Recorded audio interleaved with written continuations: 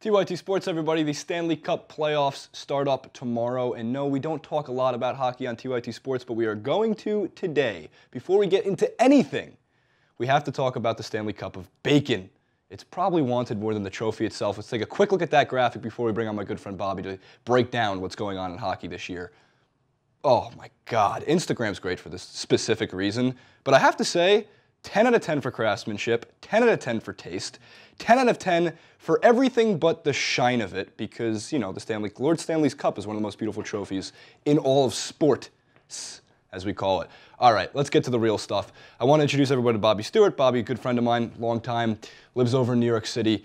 Great kid. Bobby, we're here to talk about the NHL playoffs. There's a lot going on. There's storylines basically coming from every which direction. So I want to start off first with the seedings, because I know we were discussing that the seedings this year, which is under a new format, is kind of an issue, and it's kind of royally fucking up some of these brackets. So I want to hear your thoughts on this. What is up with the seedings this year? Right, and last year the NHL, they implemented a new system. You're not going to get the best matchups. That's my biggest problem with it. Like we saw last year, we saw an excellent series between St. Louis and Chicago, one of the best series that I've ever seen watching hockey. But the issue was that shouldn't even happen until the third or fourth round. Excuse me, it should have happened until the third round. Instead, we're getting it in the first round. And it really backfired this year for the NHL specifically.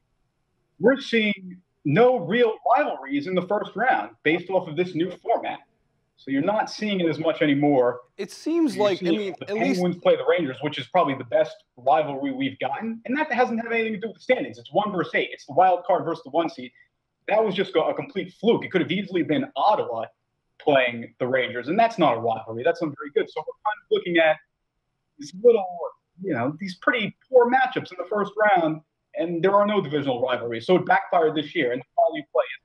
Yeah, it really seems like if it wasn't broke, don't fix it. And I understand that a lot of sports nowadays, including the NHL, want to make the game better. They want to, obviously, you said manufacture rivalries in the first round, but leave those rivalries for the semifinals, for the Stanley Cup Finals. It all plays out in. It seems like for hockey, every playoff game is great. It's exciting. It's a totally different game, at least from what I've watched from the regular season to the playoffs. So for whatever reason, the seedings are totally different, and it makes no sense to a casual fan why they would change these things. But let's move forward. Patrick Kane, Carey Price, two of the biggest names in hockey right now. We're going to start with Patrick Kane, a guy who went down with a broken collarbone not even 8 weeks ago, is now slated to potentially start in tomorrow's game. And if not, he'll be there during the series. Patrick Kane in 2012 was at least a major catalyst to why the Blackhawks won the Cup over the Bruins. He's back. He disappeared kind of last year in the playoffs, but now that he's back to the Blackhawks, what does it mean for the Blackhawks? And of course, what does it mean for that first-round series? Actually, it was a major clavicle injury that Kane suffered. It wasn't a broken collarbone, major clavicle injury. He was supposed to be out about 11 to 12 weeks. It's actually stunning that Kane is going to be back this soon. And he's actually going to play Game 1. They did announce it today over Twitter and through a press conference. And Kane specifically said it was about safety as well. The doctors cleared him. He's okay to play. Because with these injuries, if they reoccur, they can affect your career. We saw the Packers holding Aaron Rodgers out during the year, and they did not bring him back too soon. This was 2 seasons ago. They brought him back for the final game against the Bears. So Kane is going to start. He's going to play against the Predators in Game 1. It's a major advantage for the Blackhawks. And Pat Kane is a playoff player. We've got to understand that Pat Kane is a playoff player. He only has scored 30 goals in his career 1 time in the regular season. Put that in retrospect. Alexander Ovechkin, he scored 32 goals in the lockout-shortened season a couple years back. That's right. He only played about half a season and scored 32 goals.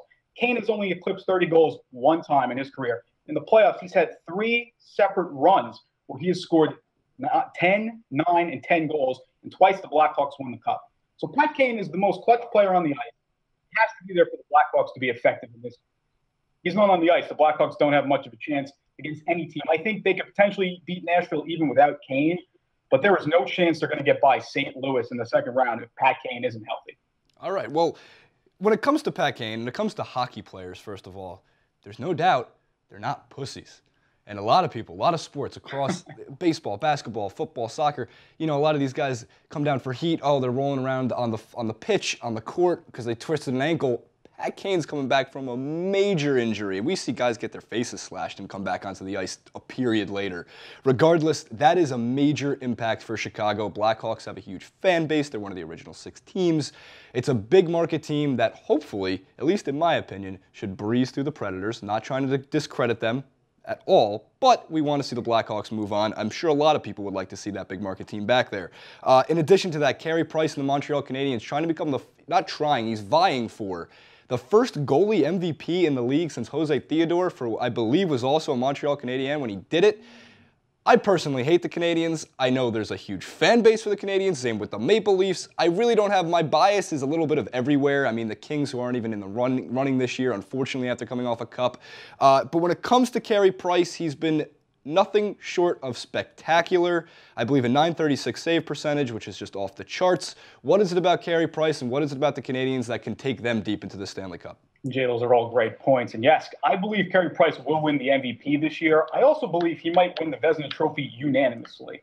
Pekka Rinne, he's a Nashville goalie. He, halfway through the season, looked like he was going to win Vezina. However, he got a little bit injured, and Price ran away with it. And we're talking about wins, goals against, save percentage. He led the league in all 3 major categories. He didn't just lead the league by a little bit, led the league by a lot. It's not very close. The Canadiens are an interesting team. It's funny because a lot of people have been picking Ottawa to upset the Canadiens in the first round. Personally, I think that is absolutely ridiculous. It doesn't make any sense. Montreal is the most complete conference aside from the Rangers. The fact is, I don't see anyone I can't understand how anyone could be sane enough to go with Ottawa. I understand that Ottawa has been incredible. Andrew Hammond, the Hamburglar, has been excellent. This is the Canadiens here. Carey Price is the best goalie in the league. I think a lot of people are forgetting that. Montreal has a very balanced defense. They might not have an offensive superstar, but they do have P.K. Subban and Andrei Markov on the blue line. They have a very good blue line, a lot of depth involved. Also, they picked up Jeff Petrie, which was an excellent addition at the deadline. Montreal is going to beat Ottawa. I have actually Montreal going all the way to the finals. We're going to get into it a little bit later, but I believe the Canadiens are the most balanced team aside from the Rangers in the Eastern Conference. I believe Carey Price does have the ability to bring them back to the finals, a place they haven't been since 1993 with a goalie named Patrick Waugh.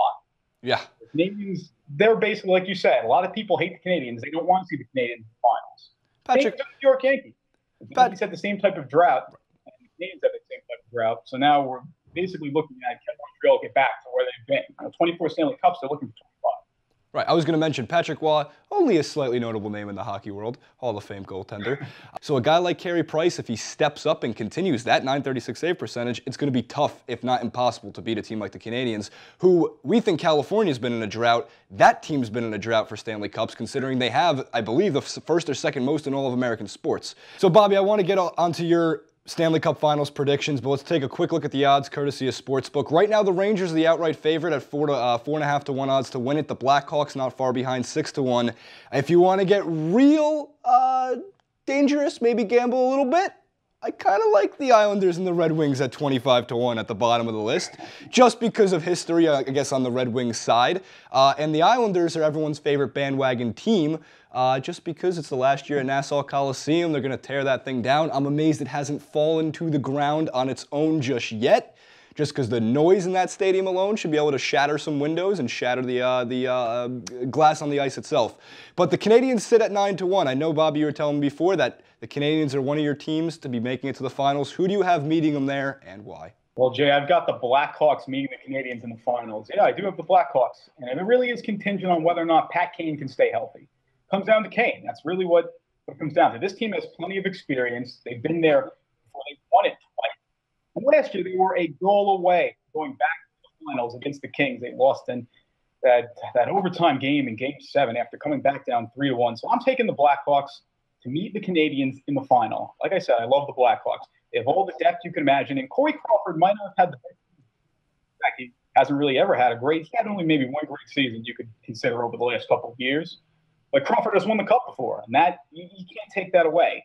I think if Chicago can get through St. Louis, I think St. Louis is a team in the second round. I believe whoever wins that series is a team that will go to the finals. And I do believe the Canadiens will make the finals. As I said, firm believer in Carey Price. He's the best goaltender. As I said, when the goalie stands on their head, that can change a series. The goaltender is the only position in sports that can single-handedly win his team a series.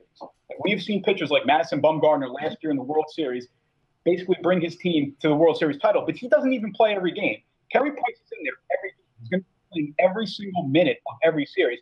And that's why I believe the Canadiens and Blackhawks will be there. I'm actually shocked that the Canadiens are that much. 9-1 favorite to me seems a little ridiculous. Again, people are overestimating the Senators. You cannot overestimate the Senators. I don't care how good, I don't care how great of a streak they were on. You got to remember, you play the Montreal Canadiens between 4 and 7 times. And they're playing a lot of weak teams. That streak builds over time because they're playing a lot of weak teams. Well, just because no one can overestimate the Senators as much as you are, I'm putting all my goddamn money on the Senators this year. Just because of that. Because, I mean, I've gone out on a limb. I've said the same things. My quick example before we wrap this up is I said during the regular season in the NFL, there's no way the Cowboys can walk into Seattle and win that game. And, oh, man, did they. So there you have it, guys. NHL playoff coverage. Thank you so much for coming on, Bobby. It was great having you. As always, don't forget to subscribe. More NHL playoff coverage as the NHL playoffs go along the way. We're really excited for it. There's really no better playoff show, at least on ice. It's the only sport on ice. I guess if you consider Disney on ice, maybe it is too. Regardless, leave your thoughts and comments in the section below. Who do you think is winning the Stanley Cup? And is Carey Price the unanimous MVP winner this year? Obviously, he's going to win the Goaltender's Award. Don't discredit me for my non-ability to pronounce the trophies. As always, we'll see you next time.